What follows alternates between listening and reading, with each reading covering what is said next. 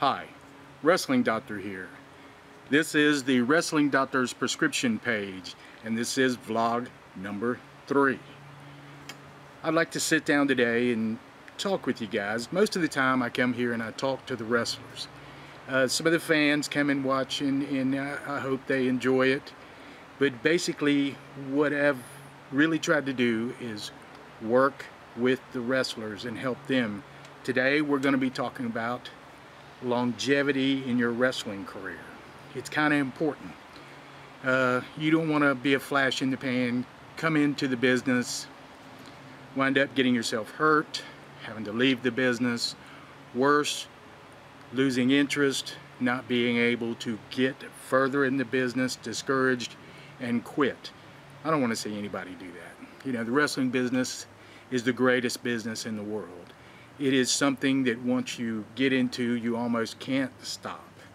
So if you're going to be in it, you want to be in it with longevity, which means you're going to last a while. That's how you become a veteran. That's how you learn. You get out, you travel, you meet new wrestlers, work for new promotions. That's important. But let's start at the beginning. Let's start, you've actually been to wrestling school.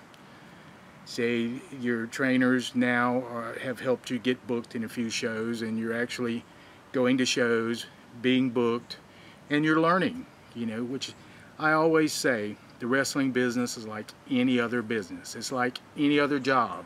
You don't walk on a job site and say, I'm a carpenter, give me a hammer, and you're the best carpenter on the job site.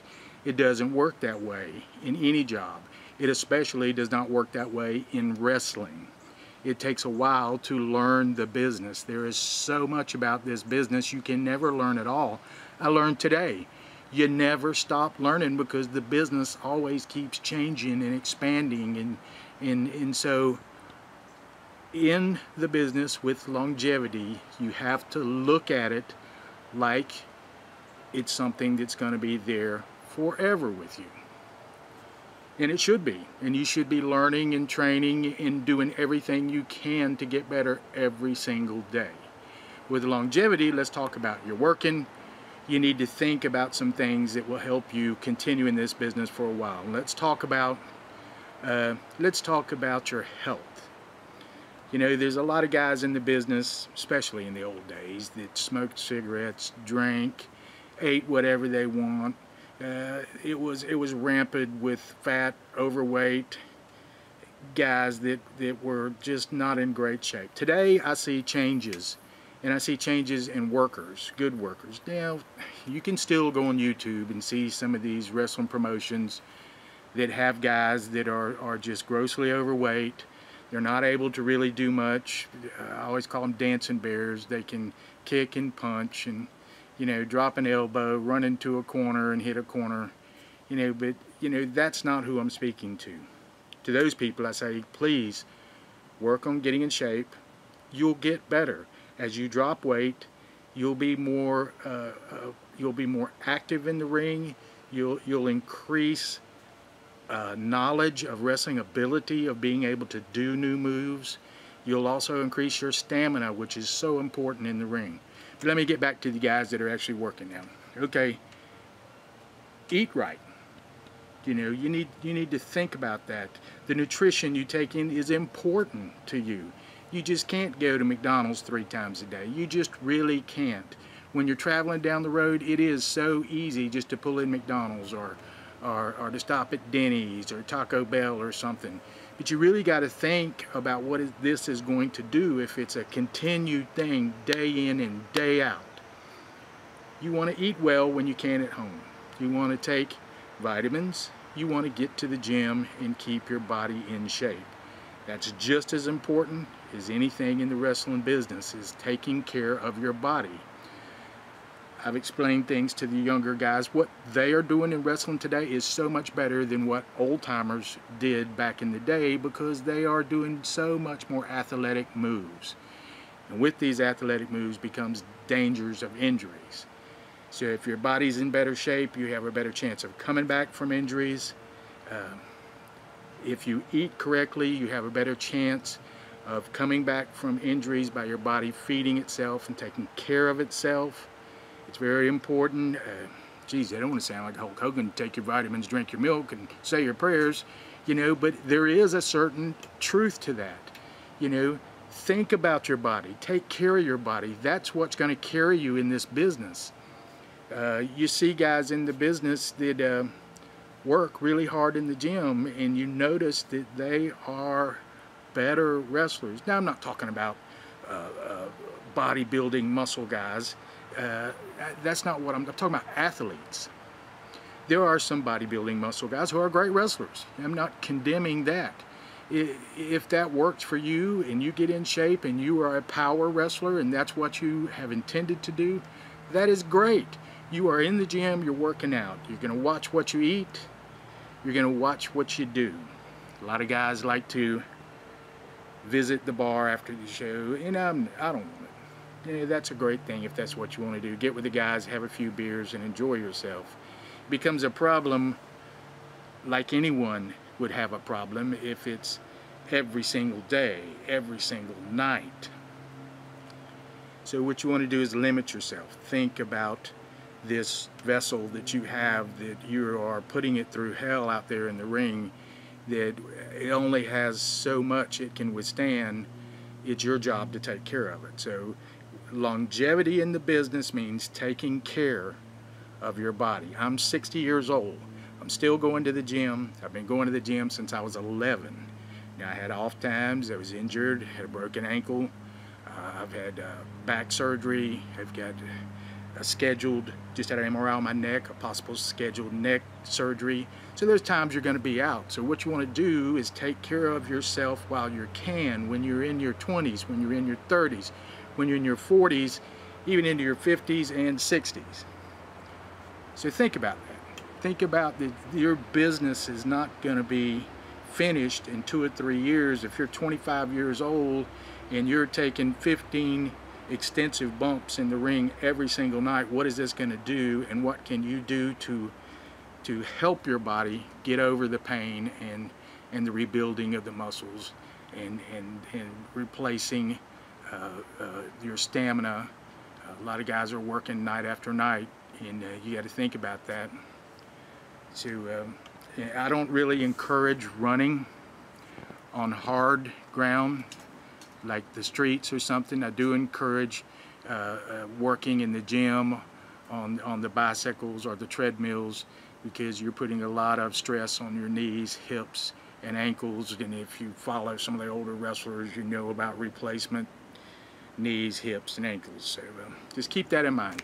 Now that's going to bring me to something else that I wanted to discuss, and that's a balanced life for a wrestler. You know, so many guys get into business. A lot of them are young. They don't have a lot, but a lot of guys have families when they get into business, wife, children. I have been with guys who the business takes completely over, and they don't realize how important it is to be balanced. Of course, wrestling is one of the most important things in your life, but your family, your wife, your children, you know, your parents, the rest of it is just important. You want to be balanced with that. Also, hobbies.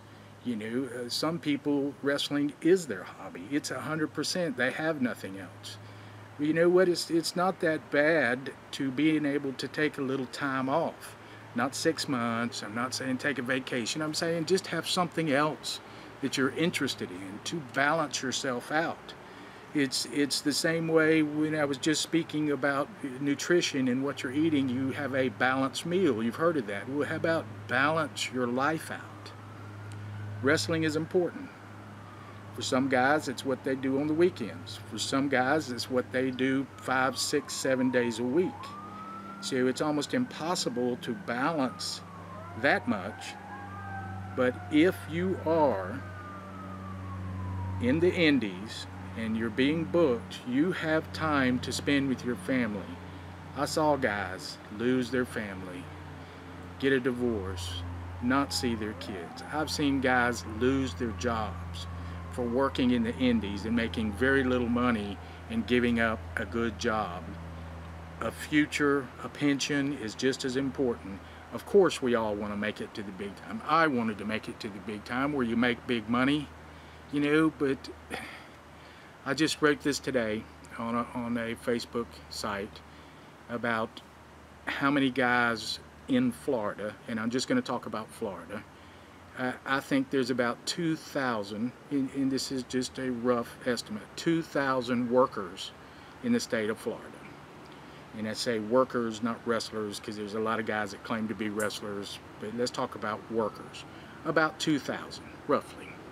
Of that 2,000, 10% of the guys are good workers. That leaves 200 guys that would be considered by other wrestlers and fans good workers.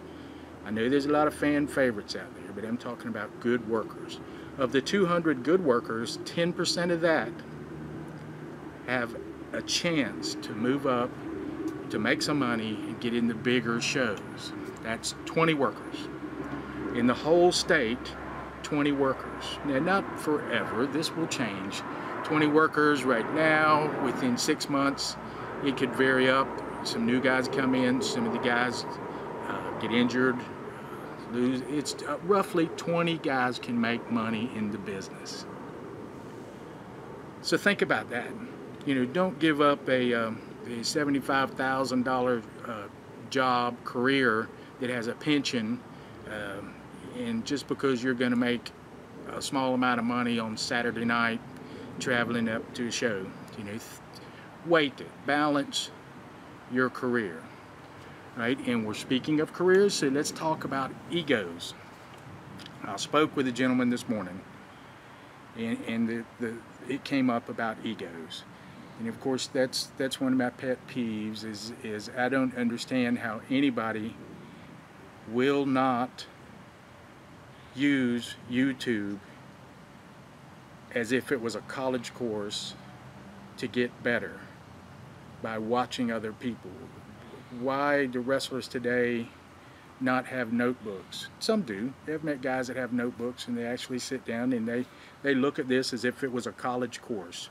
So if they're interested in and they say, I want to learn mat wrestling, you know, they sit there and they view every William Regal match. They look at Billy Robinson. They look at these guys, watch Fit Finlay to learn mat wrestling, and they write it down. You know, and a lot of times if you see a move you're not sure of and you saw it in a match, if you can write down the name of it, then you can go and they'll isolate it and you can watch it. Take it to the ring, work on it yourself, add your own stuff into it. There's no reason you have to copy somebody exactly.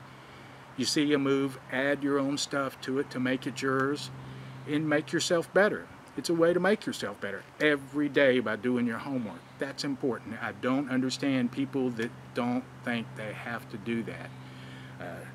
I'm wrestling, I'm really good, I'm the blah blah heavyweight champion. You know what that means? That means nothing. For half the people, that means they bought the belt and started the promotion. The other half means a promoter likes them and thinks that maybe they can make money off of them, so they made them the heavyweight champion. Could change quickly. You know, a lot of guys are really good workers, and that's why they're made heavyweight champions. But nobody is a heavyweight champion. You're only made a heavyweight champion by the promoter.